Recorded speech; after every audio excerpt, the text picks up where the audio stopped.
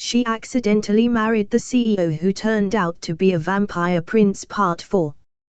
Chapter 20, Death Do Us Part.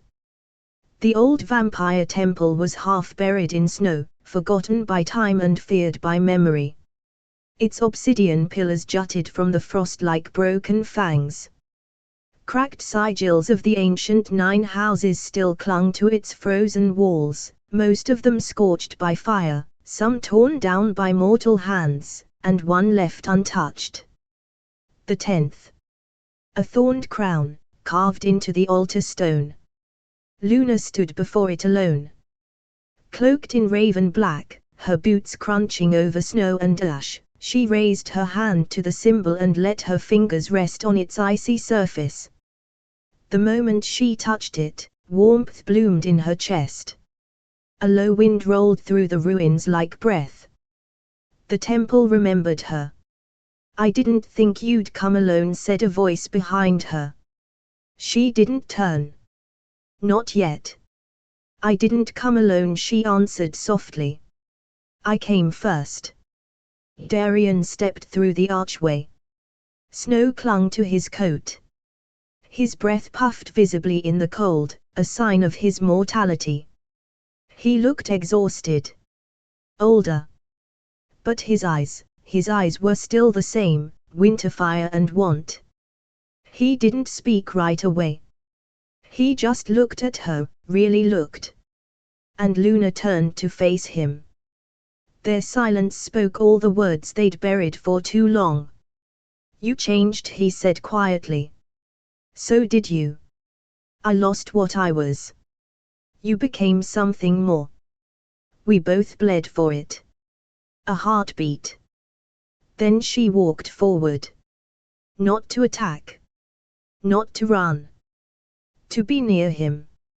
And when she reached him, she reached for his face, hands steady, eyes soft. "I thought I lost you," she whispered. "You almost did," he replied. "But I never stopped looking. Even after Nikolai." His jaw tightened. "I knew he'd twist things. And I hated him for kissing you. But I don't blame you for needing to see the truth for yourself." Her eyes filled, but she didn't cry. "The truth," she murmured, "is that I didn't kiss him back. Not really." Darian smiled, a ghost of it. "I know." They sat together on the edge of the temple altar, snow falling like silent ash around them. For once, there was no battle. No whispers. No schemes. Just them. "Valerian is awake," Luna said. "I know," Darian replied.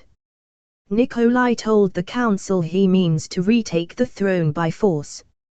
He's gathering loyalists. The old ones. The monsters we tried to forget. They want me," she said. "To lead them. As Queen of the 10th. Will you?" Darian asked quietly. She looked at him. Eyes glowing faintly gold. Power curled in her blood like fire waiting for breath. "I don't want a throne," she said. "I want a choice. You've always had one. Even if it destroys everything." Darian reached over, took her hand. His was warm now. So human. So heartbreakingly fragile. Even then he said, "I don't love you for your crown, Luna.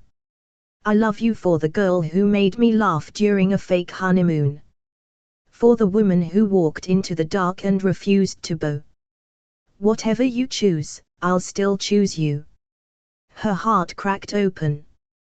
For the first time since the bond, since the blade, since the betrayal, she believed him. Truly. Deeply. Dangerously. He leaned in. She did too. The kiss wasn't desperate. Or dramatic. It was earned. A slow collision of trust and love and scars. Of fire and blood and fragile, fumbling forgiveness. When their lips met, the wind around the ruins stilled. The snow fell softer. And something, deep in the temple stones, sighed. They parted, breathless. "I'll fight beside you," Luna said. "But this time, not to survive." "Then what for?" She smiled. "To win." As dusk fell, they descended into the temple's crypt. There, beneath a cracked stone slab, was what Darian had hidden for centuries.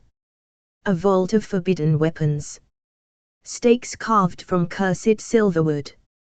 Blades laced with salt and bone ash. A chain that once bound the demon prince of Prague. And in the center, a crown. Unclaimed.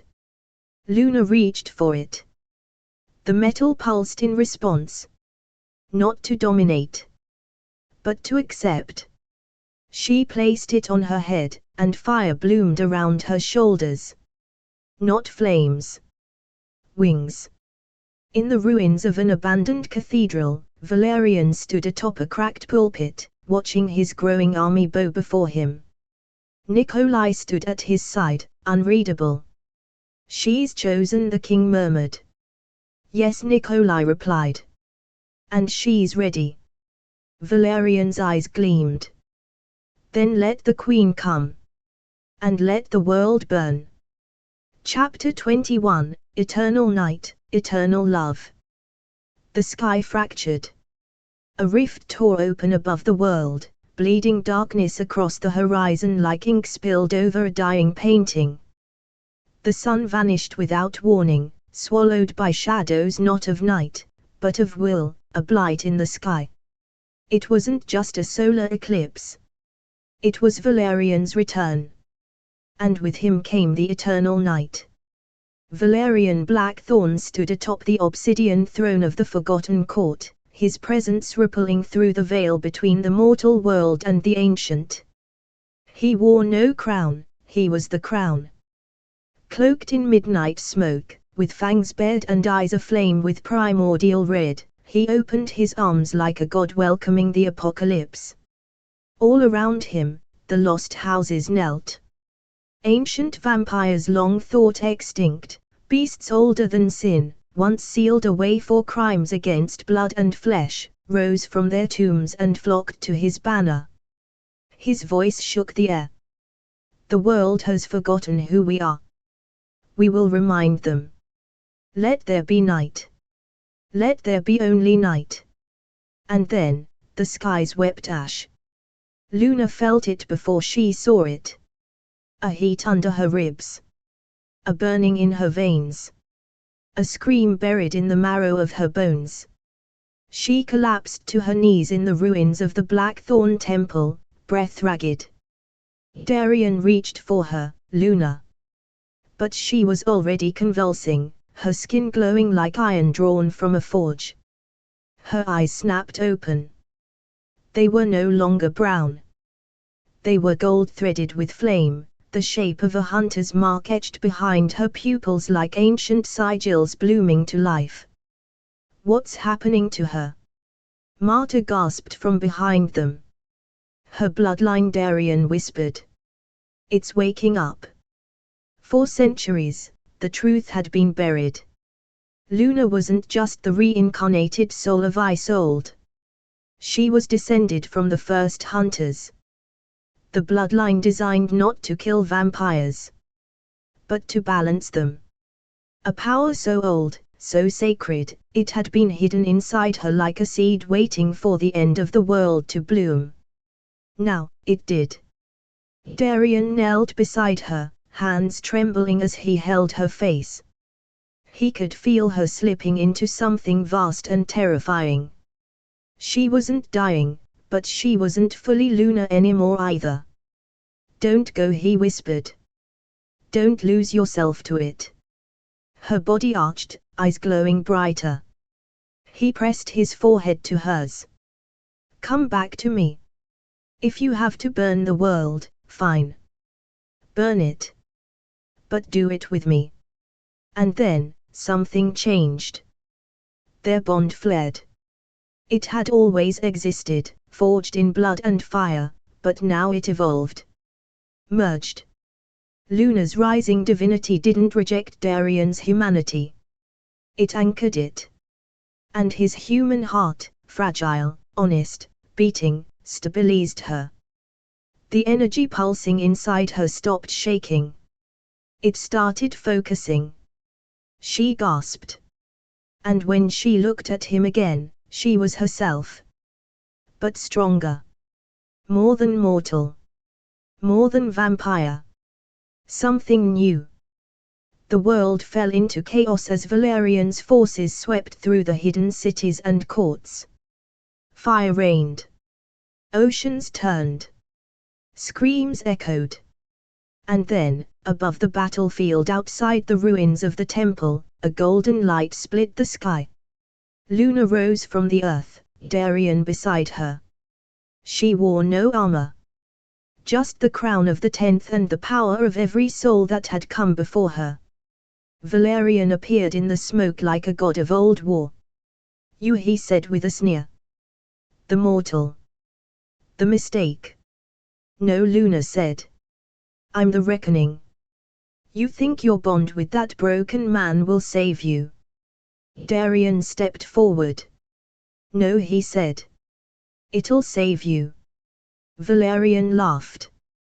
"Then come, children. Show me love against legacy."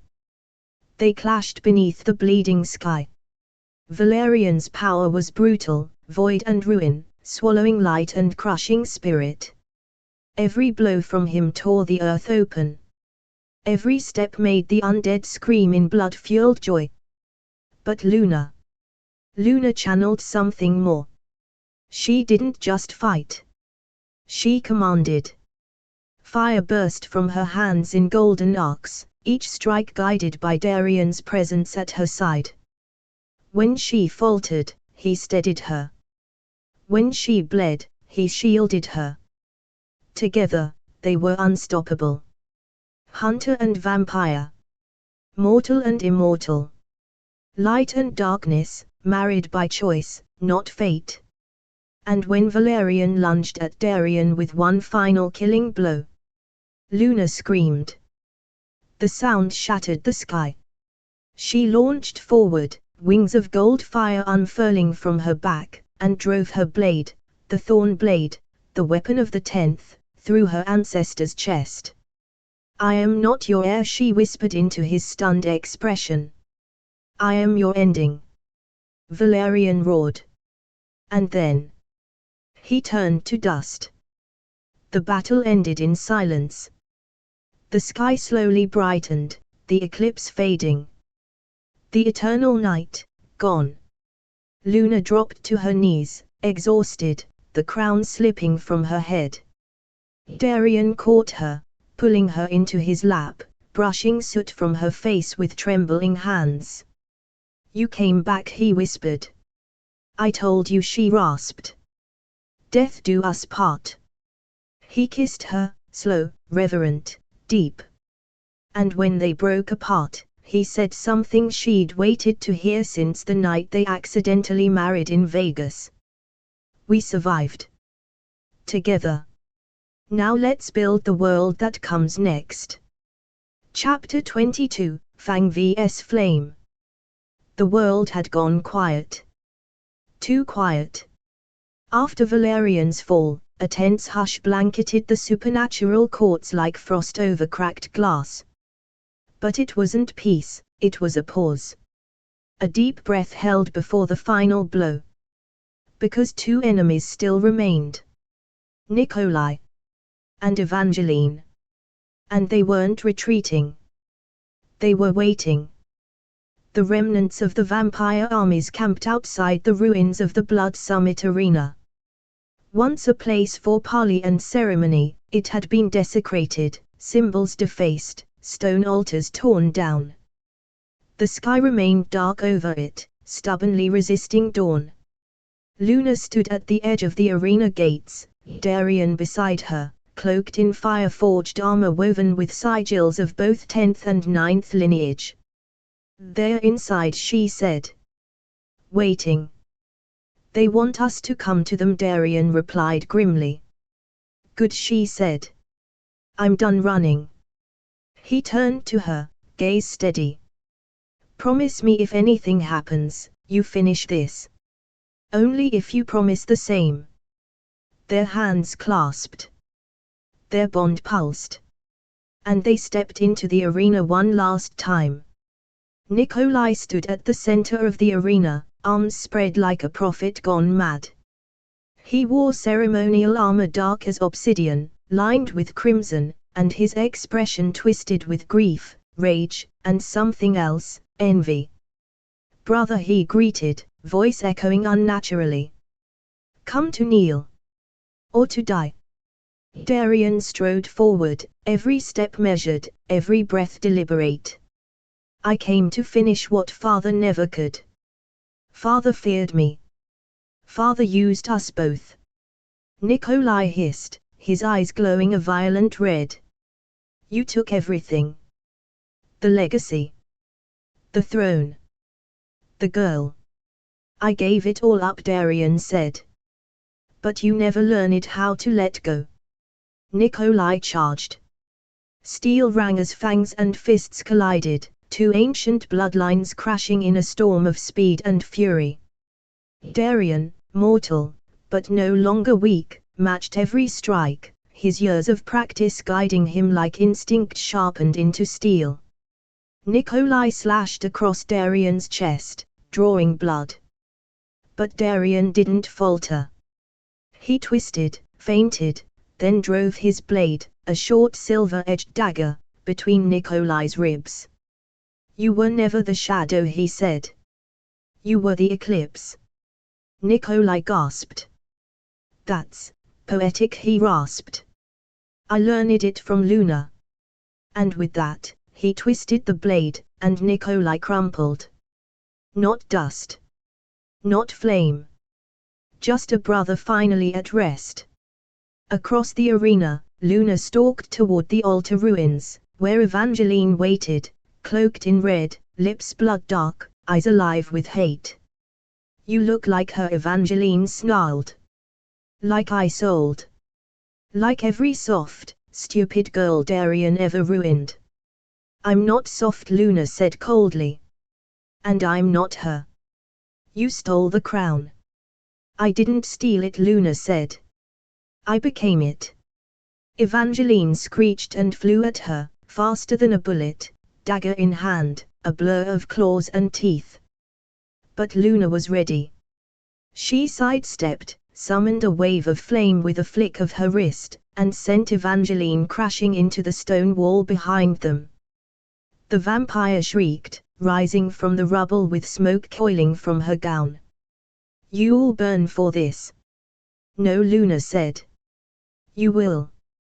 She pulled the stake from her belt. It gleamed silver, its tip dipped in blessed oil, etched with solar runes, and sealed by a single drop of her blood, and Darian's kiss. Sunlight won't reach you, Evangeline hissed. No, Luna said. But I brought some with me. And she threw it. Straight into Evangeline's heart. The scream that followed shattered stone. Evangeline's body erupted in holy fire, sunlight summoned from the stake itself, searing her from the inside out. Her body twisted, howled, withered. She fell to her knees. No crown is worth what's coming, she rasped, her final words. I know, Luna whispered. I wear it anyway. Evangeline crumbled to ash. The wind took her. Luna turned. Darian was there. Bloody, bruised, but alive. They met in the middle of the arena, their hands clasping as the last of the vampire rebellion burned around them. The ashes of 1,000 years of tyranny floated on the wind. And the sun, finally, broke through the clouds. A golden ray spilled into the ruins, touching them both. Darian winced slightly. But didn't burn. And Luna? She smiled. Because fire had always been hers to command. Chapter 23, the curse breaks. It rained the night after the war ended. Not fire, not ash. Water. Clean, soft, blessed rain, washing away the blood from the shattered stones of the vampire arena. For the first time in centuries, the ground around the temple wasn't soaked in death, but renewal. Luna sat barefoot on the edge of the ruins, her black cloak soaking through. Her crown lay in the dirt beside her, forgotten. For once, she didn't need it to feel powerful. The war was over. But something else was happening. Something deeper than politics or prophecy. Darian stood behind her in silence, watching her shoulders rise and fall as she breathed in the scent of storm and soil. He wasn't cold. He wasn't shaking. And when he stepped into the rain, he didn't burn. He'd noticed it first in the sunlight. That morning, when the clouds parted after Evangeline's death, a single ray had touched his hand, and instead of smoke or blistering pain, it had felt warm. Mortal. But not fully. Not like before. His senses remained sharp. His strength, just beyond human. His heartbeat, slow, but steady. He was in between. A rare state once believed impossible. Not undead. Not mortal. Half-turned. It's your bond, Marta had told him that morning, quietly, in awe. Whatever you two did, whatever you became together, it altered the laws of blood. She saved me, he'd said. No, Marta had corrected gently. You saved each other. Now, he joined Luna beneath the rain and sat beside her, their knees touching, water trickling down their faces, their hair, their silence. Luna glanced at him. No umbrella. He smiled. I think we've earned a little discomfort. She leaned against his shoulder, her voice hushed. Something's happening to you. Yeah, he said. But it's not bad. She pulled back just enough to look him in the eyes. You're not fully human. No. Not vampire either. No. Then what? He took her hand. Placed it over his chest. Let her feel the beat. I'm yours. There had always been whispers of the curse on the House of Blackthorn, an ancient vow carved into the family line that no true love could survive the vampire prince's embrace. That every bride would die, or worse, be turned and enslaved. Luna had broken that curse. Not by fighting fate, but by loving through it. Not by yielding, but by burning brighter. The ritual of the bond, sealed not just by blood but by choice, had rewritten the oldest script in vampire history. She had loved a vampire, not to tame him, but to know him. And in doing so, she had made him into something else. A man who remembered how to be human. A man who still remembered the night they married accidentally in Las Vegas, drunk and impulsive and doomed. And chose to stay anyway. The next morning, Luna opened her eyes slowly, sunlight spilling through the broken window of the old temple chamber. A warm arm lay draped across her waist. She didn't flinch. She didn't panic. She turned. Darian lay beside her, shirtless, hair tousled, lips parted as he slept, in the sun. The golden light touched his skin like a blessing. She placed a kiss on his shoulder. He stirred, then smiled, still mostly asleep. Morning. You're not on fire. That's good, he muttered. I had plans today. She laughed. Like what? He opened his eyes, those silver blue irises full of warmth and memory. Loving you. Later, they stood together at the balcony, overlooking what remained of the arena and the fields beyond. The vampire courts were fractured, leaderless, but free. The sun was rising. And for once, no one screamed. Darian wrapped his arm around her waist. So what now, Queen of Fire? We rebuild, she said. We teach them there's more than hunger and rule. We lead by bond. By balance. And us. She turned toward him, pressed her forehead to his. We live. And then she kissed him. Not as a soldier. Not as a queen. But as a woman in love with a man who was once her enemy, her husband, her curse, and now, her future. Chapter 24, A Very Bloody Honeymoon. The beach town of Porto Sangre was not on any map. At least, not on mortal ones. Tucked between craggy cliffs and a turquoise sea off the Iberian coast, it catered to a very specific clientele. Vampire-friendly bars. No sun patios. Midnight parades. And a strict no feeding without consent policy, politely enforced by bikini-clad damper security. It was the kind of place where the undead went to get very drunk and very tan, metaphorically speaking. And it was here, beneath blood-orange skies and warm moonlight, that Luna and Darian finally, ran away. No wars. No crowns. No ancient magic. Just two people trying to have a honeymoon. Even if it was their second, or third, depending on how you counted Vegas.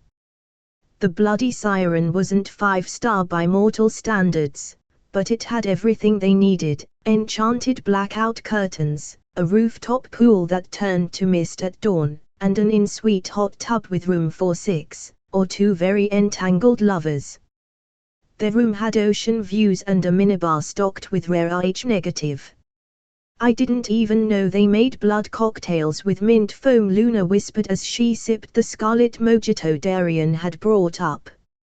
Only in Porto Sangre, Darian said, lounging shirtless in the silk hammock. She eyed him. You're enjoying this too much. I almost died 5 times this month. I'm allowed to relax. You're half mortal now. You still can't tan.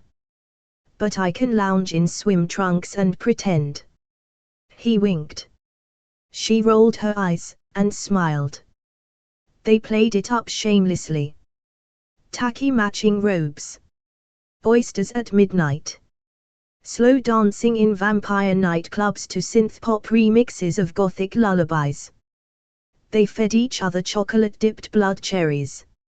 Luna bought a ridiculous red bikini with silver stakes built into the sides, half fashion, half functional. Darian rented a boat and crashed it into a sandbar, trying to impress her with mortal sailing skills. She laughed so hard she cried. He kissed the salt off her cheeks. Of course, it wouldn't be their honeymoon without some violence. The first attempt came at Coco Fangs, a beachside bar serving blood sangria and suspiciously crunchy nachos. Luna had just unwrapped her third garlic shrimp skewer when a waiter leaned in close with a free drink, and a silver blade hidden under his tray. She ducked. Darian snapped his arm. Subtle, Luna said as the man crumpled. He tried to poison your slushy, Darian deadpanned. I call that rude. They left him zip-tied in a surfboard rack. The next attacker came disguised as a parasail instructor. Luna hit him midair with a sun-charmed frisbee. You packed the disc? Darian asked in awe. I am the queen of strategic accessories. He looked at her like she'd hung the moon. She kissed him under the bloody sunset. One night, they walked barefoot on the black sand beach after midnight. The waves glowed faintly with bioluminescent plankton, and Luna's hair shimmered as she walked ahead of Darian, her laughter carried on the breeze. You know, he said, catching up, this is almost too perfect. You're waiting for the next dramatic twist, aren't you? Always. She turned and took his face in her hands. Then let this be your twist, I'm happy. You're mine. And we're going to have 100 more nights just like this. He kissed her slow, deep, and grateful. And for once, the wind didn't carry warnings. Only the tide.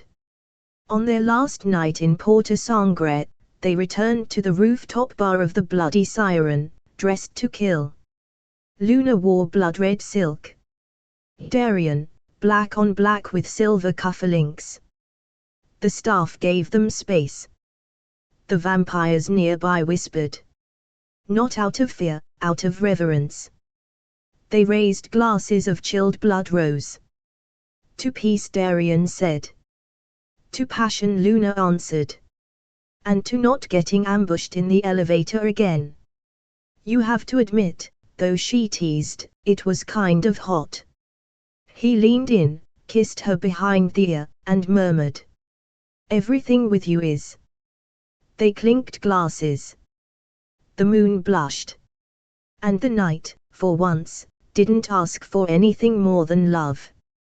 Chapter 25, Till Death. Again. 3 weeks after their bloody honeymoon, Luna Blackthorn woke to the smell of Darian making coffee, and immediately ran to the bathroom and threw up. Not dainty. Not glamorous. Apocalyptic. Her face was green. Her stomach lurched like she'd swallowed a live sea serpent. Her body, which had once survived ancient rituals, flaming battlefields, and vampire assassins in Paris ale harnesses, now rebelled against toast. You okay in there? Darian called. Fine, she choked, wiping her mouth. Pause. Is this like hangover from hell fine, or ancient magic awakening again fine? Luna stared into the mirror. Her pupils flickered gold. Her fingertips glowed faintly. And her body, just slightly, buzzed. She blinked. Then opened the cabinet drawer and pulled out the enchanted medallion the council used for fertility tracking. It was supposed to detect magical interference, curse breakage, or unusual bonds. It flashed crimson. Oh, no. Back in the kitchen, Darian, shirtless, sleepy-eyed, and unfairly attractive, was dancing while flipping pancakes.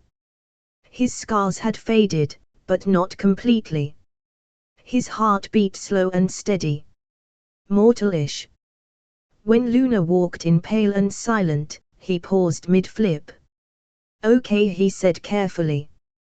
What did I do wrong? And is it fatal? She handed him the medallion. He stared. Then blinked. Then stared again. This is glowing. That's not bad, right? It's red. Still not seeing the panic. Darian, she said, voice shaking, it's not red for curses or magical interference. It's red for fertility.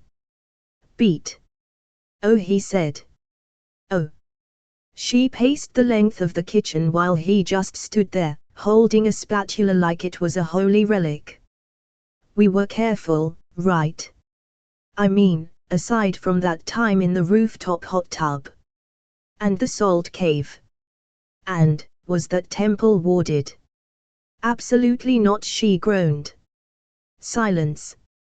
You're pregnant, he asked softly. Maybe. She paused, then added, probably. With my kid. Unless you want to accuse the vampire bartender in Porto Sangre, yes. Yours. He set the pan down slowly. But that's impossible. You're still partially bonded to flame magic. And I'm a cursed ex-vampire, now half mortal and emotionally attached to breakfast carbs. He blinked. So it's half human, half vampire, half something we don't have a name for. That's too many halves. Our kid's gonna defy math. Perfect. They ran a scan with Marta later that day, in the secrecy of the new Queen's Wing in the Blackthorn estate. Luna lay on the enchanted divan as Marta waved the relic stone over her abdomen. The stone glowed a shimmering mix of violet and gold. "There's definitely a life form," Marta said grimly. "Could you not call it that?" Darian winced. "It's growing rapidly. The aura is unstable. Not in a dangerous way, but volatile." "Define volatile," Luna said through gritted teeth. "Volatile as in, its presence is waking ancient wards that haven't responded since the birth of the first vampire queen. Volatile as in, it already has a heartbeat." Silence. Luna felt the air around her hum.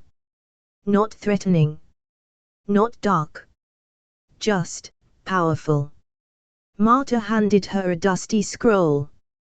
"This is from the prophecy vault. We never understood it, until now." The scroll read, "The flame shall bear fruit with broken blood. From their union shall rise the child between. Mortal no longer. Immortal not yet. A bridge, or a bomb. Love, or ending." Luna looked at Darian. "We're having a prophecy baby." "Well," he said. "That tracks." That night, Luna and Darian sat on the edge of the balcony, watching the stars over the Blackthorn estate.